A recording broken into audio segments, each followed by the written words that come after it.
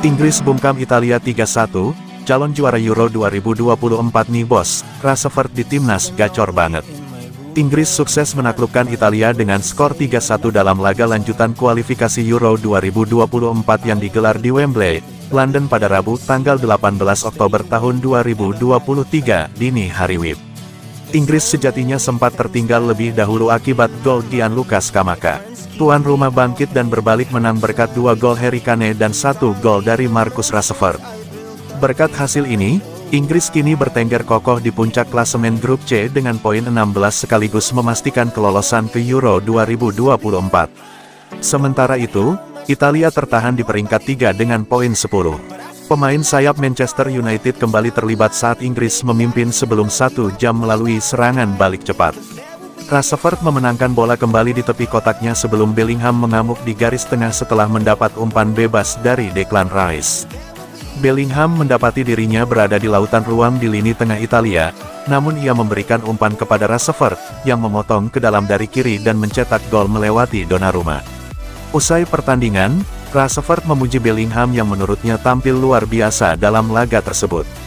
Penyerang Manchester United itu mengatakan, Bellingham berhasil memberikan impak besar untuk serangan timnas Inggris. Dia, Jude Bellingham, adalah pemain yang luar biasa, bukan hanya kualitasnya tapi dia juga penuh energi, kata Rashford dikutip dari BBC Internasional, Rabu, tanggal 18 Oktober tahun 2023. Dia menyenangkan untuk bermain bersama. Dia tidak mencetak gol hari ini tapi Anda bisa melihat pengaruhnya yang besar, terutama saat menyerang, tambahnya.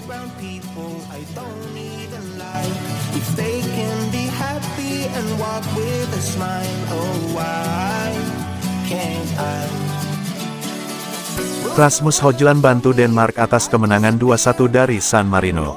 Denmark harus bekerja keras mengalahkan San Marino di laga grup H kualifikasi Euro 2024. Rasmus Højlund mencetak gol pertama, lalu dibalas San Marino, hingga Yussuf Poulsen cetak gol kemenangan untuk Denmark. Matchday ke-8 kualifikasi Euro 2024 grup H di Stadion San Marino di Serravalle, Rabu, tanggal 18 Oktober tahun 2023 dini hari WIB. Gol Rasmus Højlund sempat dibalas Alessandro Golinucci, hingga gol Yussuf Poulsen memenangkan Denmark di 20 menit terakhir waktu normal. Pelanggaran terburuk dalam pertandingan ini terjadi pada menit ke-88 ketika bek San Marino Roberto Di Maio menusukkan lutut kirinya ke punggung Højlund. Di Maio mendapat kartu kuning, keputusan yang digambarkan Højlund sebagai lelucon dalam wawancara pasca pertandingan di TV Denmark. Sementara itu, kutipan yang disampaikan Kapten Denmark Simon Kjær menuduh para pemain San Marino sengaja mencoba melukai Højlund. Kjær, yang bermain sepak bola klubnya untuk AC Milan, dikatakan telah mendengar para pemain San Marino berkata dalam bahasa Italia bahwa mereka mengincar lutut Højlund. Poin Denmark sama dengan Slovenia yang ada di puncak klasemen juga dengan 16 poin, unggul 6 poin dari Kazakhstan. Slovenia dan Denmark ada di posisi terdepan namun belum ada yang memastikan lolos dari grup H.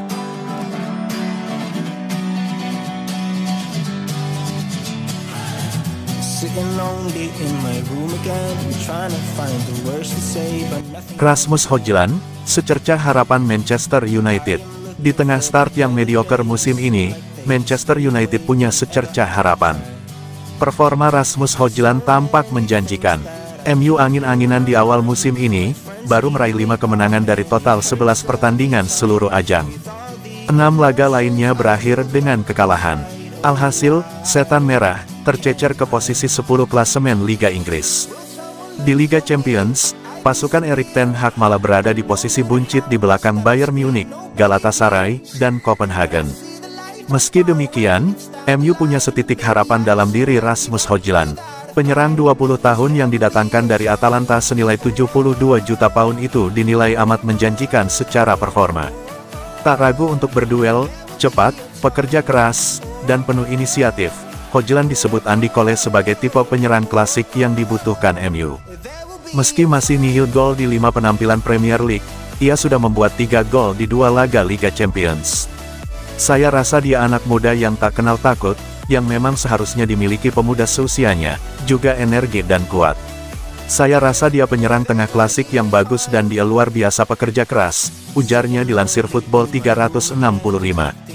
Saya rasa seorang penyerang tengah tipe sepertinya adalah tipe yang dirindukan Manchester United selama beberapa saat, dan dia selalu ingin bergerak ke maju mundur dan menusuk ke belakang pertahanan dengan kecepatan tinggi.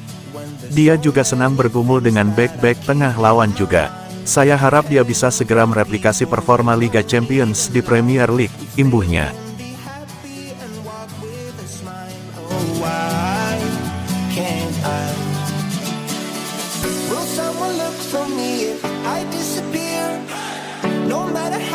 That I scream, nobody hears, but I see the light from far away. It's down the line. Maybe I should not give up without a fight, 'cause there will be a time. Ditaksir Manchester United jadi ujian kesetiaan Federico Di Marco. Kesetiaan Federico Di Marco bersama Inter Milan mendapat ujian. Pasalnya, namanya kini sudah masuk daftar incaran Manchester United. Pemain berusia 27 tahun itu sejauh ini belum kepikiran untuk pindah kemanapun. Kariernya di Inter bisa dibilang baik-baik saja. Sejak aktif membela Inter pada musim 2020-2021, Di Marco perlahan jadi bintang. Pemain berposisi sebagai bek kiri ini merupakan komponen vital tim. Inter senang dengan kontribusinya selama 3 musim terakhir. Oleh karena itu, ada rencana untuk memperbaharui kontrak pemain Italia tersebut. Laporan Calcio Mercato menyebutkan, Inter siap menaikkan nilai kontrak pemain bintangnya itu 2 kali lipat, menjadi 4 juta euro per tahun. Kenaikan signifikan itu diketahui dapat sambutan positif dari Di Marco. Dia senang karena Inter mengapresiasi kinerja selama ini. Jadi sekilas, proses pembahasan kontrak baru ini tidak akan mengalami kendala. Inter berani bayar mahal dan Di Marco tidak banyak menuntut. Mungkin sial bagi Inter maupun Di Marco, godaan tiba-tiba datang.